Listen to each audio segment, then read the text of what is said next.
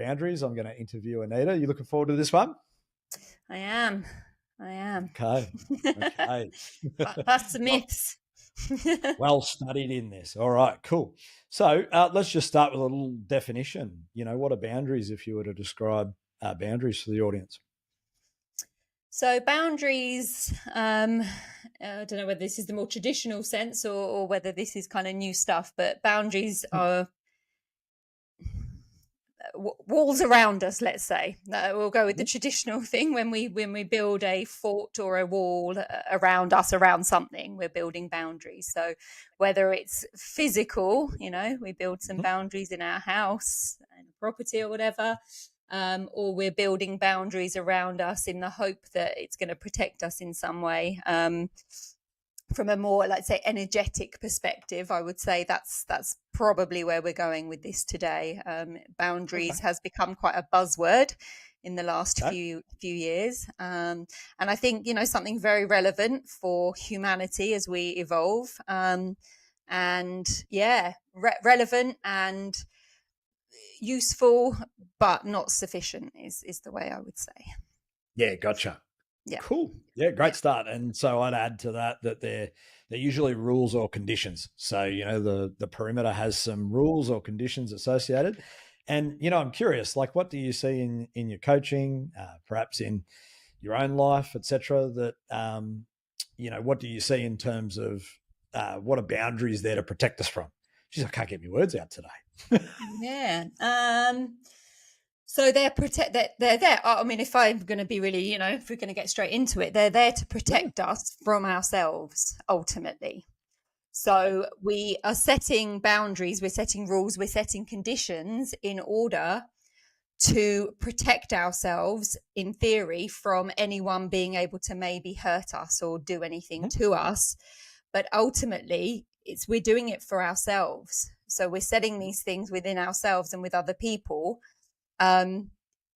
Because what it comes down to is there's a lack of trust within self that we will be okay in every situation. So we need to set these rules and, conditions, boundaries.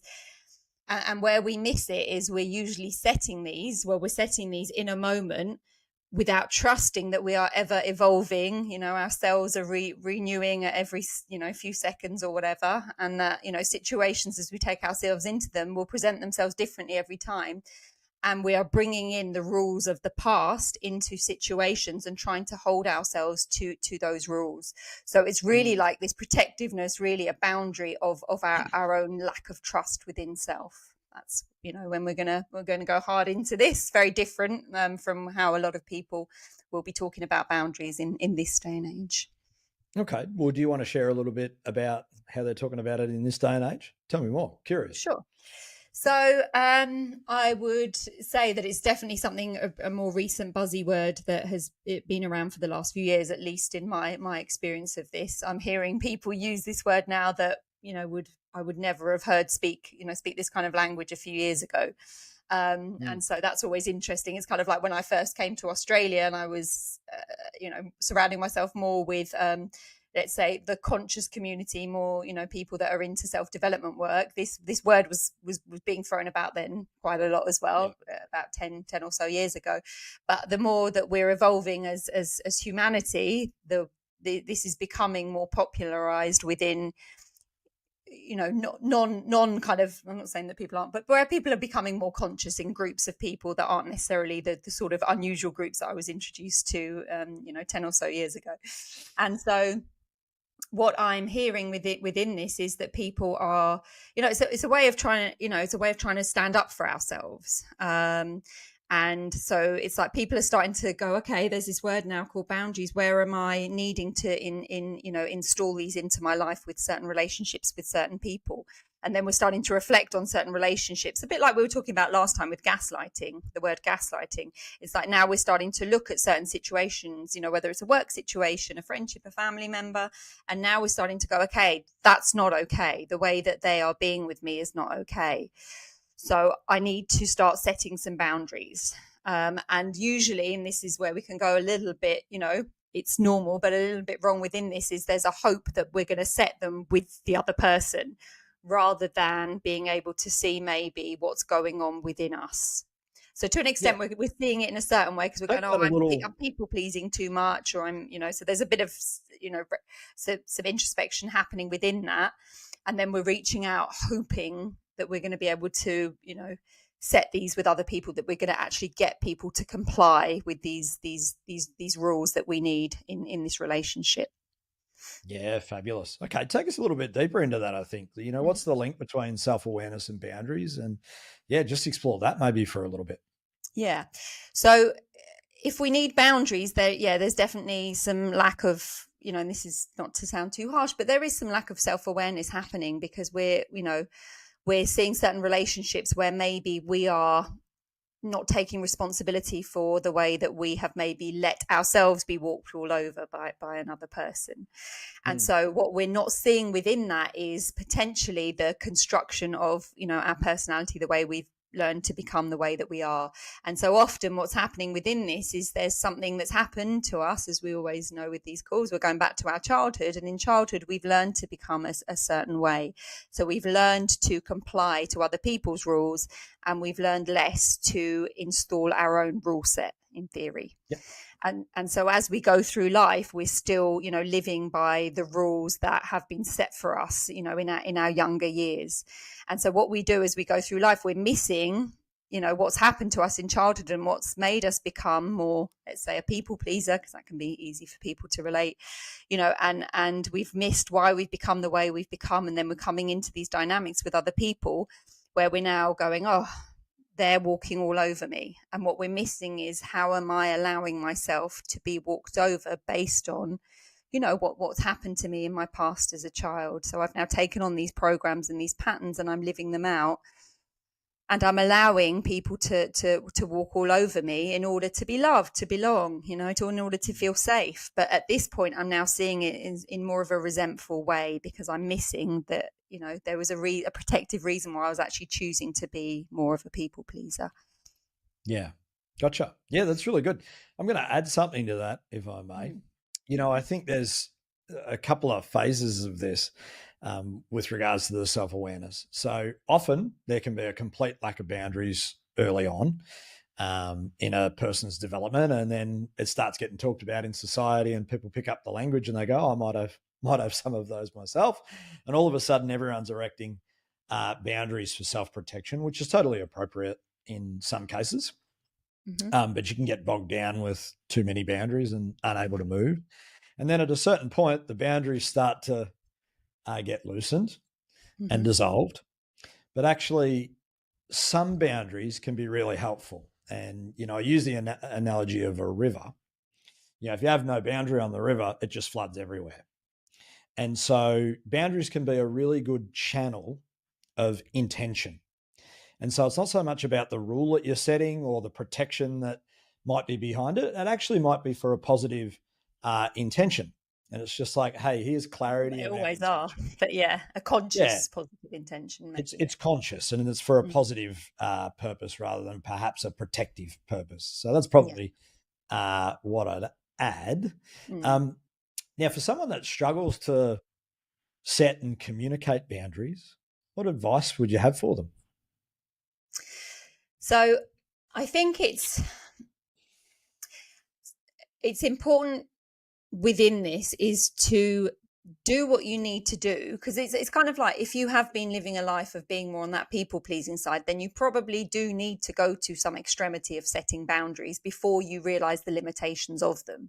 So it's just to be clear that this isn't to say that you're going straight from people pleasing to fully trusting yourself and just showing up in the moment and not needing to instill boundaries, but just being boundless within yourself, but in a really healthy way. So it's, so if I have a client who is doing a lot of that kind of people pleasing stuff and they want to set boundaries, then we explore all of this stuff, and then we take it forward, and then they might go and have a conversation about what they want to tell, someone else. And then we see how that goes. Sometimes it might go okay, and other times it might not go so well. So the advice is, do whatever you need to do. If you feel like you need to set boundaries, then go and play with that. But if other people, and I've had this a few times actually with clients where they've gone, no, I don't agree with you, Anita, and I want to go and set boundaries. And it's like, okay, yeah, go for it. And then they've kind of still had a bit of a think about what I've said and maybe realized the limitations of it and started to now look into this more trustful place. And so this isn't to say that boundaries are not happening, but this is more about allowing boundaries to arise in the moment without needing to try and control a situation. Yeah. So if we're going to someone and we're saying to them, I need you to be this way, I'm not going to allow this to happen anymore and all the rest of it, then that's fair enough. I'm not saying not to say that. But the part where it can fall down is when people then get upset because the next time someone messages them or turns up at the house or whatever it is that they've said, it's like, they're now getting upset because their boundaries have been violated, and now they're upset because someone's not listening to them. And I think this is again where we get into that space of communication. So if our communication is, I'm going to tell you this and this is how you need to be, then it's not always, I mean, it can work, but it's not always that productive, because people usually don't want to be told, what to do, or they might hear the communication differently.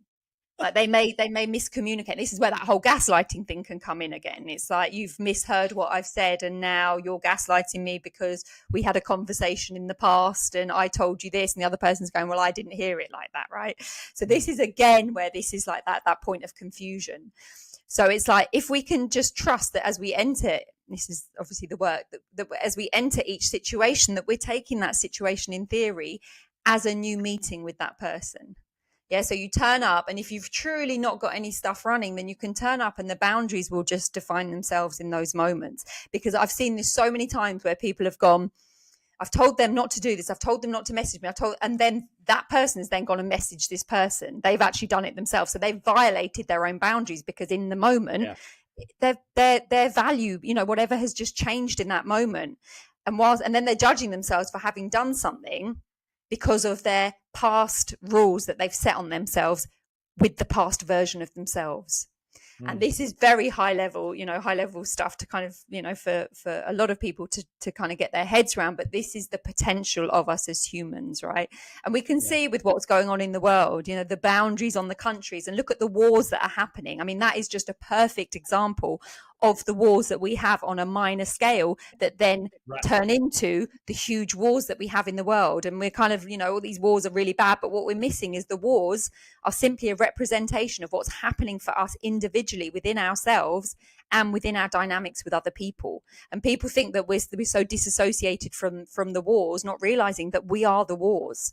Each individual, as we war with ourselves internally and with each other, is just what then gets magnified into world wars. So the minute that we can kind of just, understand this and realize that this isn't separate from us, this is where world wars will start to, that things will start to change in humanity. I was wondering. I know this sounds ridiculous and we're years away and people say I'm mad to say these things, but that's what I see. No, I expected it. If there's a podcast that you're on where a war's not mentioned, then, I'll go. Well, it's the war within ourselves. So if we're doing self-development work, we can only look at the war within ourselves. That is, unfortunately, the contribution to the hurt that's happening, on those larger scales. It can only be us. We're humanity doing this together. We're not separate. Totally. And, I think it actually permeates everywhere. And it's unwritten almost, or untalked about. Like, if you have an ideology, or you follow a religion, or you follow a sporting club, or whatever, invariably you've bought into a boundary. And so people are buying into boundaries always and everywhere. If you like Pepsi more than Coke or whatever it is, you're buying into a set of boundaries. And so it's actually quite pervasive. And to understand how you relate with boundaries in your own life, I think, is a really amazing piece of self-awareness for people to have. Is there any question that you would have liked me to ask you? I don't think so. Okay. Well, I'd love to know, how have your own relationship with boundaries evolved over time? Because you've been doing this work for quite a while. I'm curious, if people were to do the work, what kind of evolution in their boundary setting might they see? Well, I don't, I deem myself as fairly lucky to have been practicing I guess, boundaries from a very young age. And that's why it is probably easier for me than a lot of people to never have had a relationship where I need to tell people about themselves, or the boundaries that I need. You know, I don't need people to be a certain way, and I can't recall that I've ever been like that. So I think it is, and that's why I always say I have compassion, because I know that whatever happened to me growing up meant that I was, I got to be pretty um, outspoken, and I didn't do what I didn't want to do. I was very good at not taking shit from anyone. And so Mm. I think, the work for me, I always say, started very young. And so when this whole boundaries, when I started hearing people saying this word boundaries, it was something that was quite new to me. And it was like, and I did, I wasn't that compassionate probably back then, because I was like, well, why aren't people just like me, right? Why didn't they have well, not without knowing it, but, why haven't they practiced this for years as I got to? So the evolution, I always say, it's practice, right? So I got to practice from childhood how to kind of, how to not be pushed around, I guess. Yeah. So the practice has been to say, no, I'm not doing that. And just to always check in with myself of what do I want? And from a small child, I was voicing what I want and what I wasn't going to do. So that's the evolution of all of us as human beings, is to be able to say, no, I'm this is what I'm doing, this is what I'm okay with, this is what I'm not okay with. And being honest, that's I guess that's something that got instilled very young, is honesty. And it's not obviously ideal when there's people that get upset with, and this is part of the evolution, right, of us, is to be okay that people are maybe going to be upset with you as you say no to certain things. And again, it's like trusting in the moment, that whatever happens. And I guess there's been times in my past where I might have gone, oh, I'm not going to do that, or I'm never going to do that again, or I'm not going to speak to that person or do all of that in the past. That's within myself, and then seeing myself break my own boundaries, within that, and then go, right. And then, later on, as this work's evolved, is to stop setting myself rules, and to even just notice myself when I'm getting in a bit of a thing where I go, I'm not going to talk to them, or I'm not going to message them at this time. And then just going, don't be silly. It's just trust that whatever happens in the moment happens. And this comes up a lot in coaching. I'll have clients that they're in some sort of relationship situation, whether it's with another, a romantic partner or a friend or whatever, and they'll be sitting there and they'll be going, I'm not going to message them, and I'm not going to text them, and I'm going to wait for them to text me back. And we just sit there and we coach around it in order, to build that trust within self. And so the practices that we will practice is to go, okay, so if you find yourself picking up your phone, let's say, and starting to message someone, can you, even though you've told yourself that you're never going to message them again, can you trust that that's what you're doing in this moment, rather than judging the choice that you've made in the moment because it's not what you told yourself yesterday or 10 years ago, because that's an outdated version of you. And these are the same practices, I guess, that I would do, that I do. And that's how we work with clients. And many clients have come back and gone, yeah, I sent it. And then just watch myself in the process of sending that message, whether a reply came through or not, or whatever. And basically learning about ourselves in those moments, how we're feeling and what work we need to do, rather than expecting the outside person to hopefully make us feel better by replying or complying to our boundaries. So yeah, that's me. What about you? Yeah, I'd probably just like to take this into a direction of, like, again, boundaries are so pervasive. There's so many different styles of boundaries that people have. It could be a physical boundary. They don't want people too close.